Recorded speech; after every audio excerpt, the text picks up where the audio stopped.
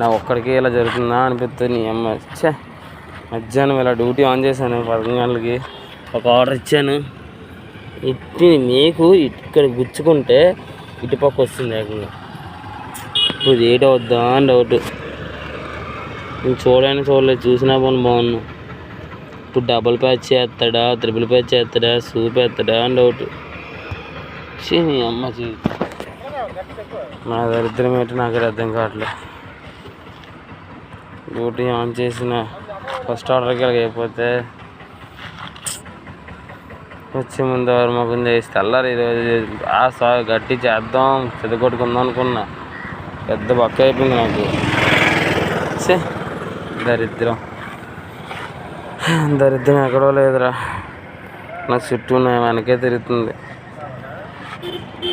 చూసుకుని ఉన్నప్పుడు బాగున్నాడు. దీపడం ఏంటి బుర్ర పాడు నాకు.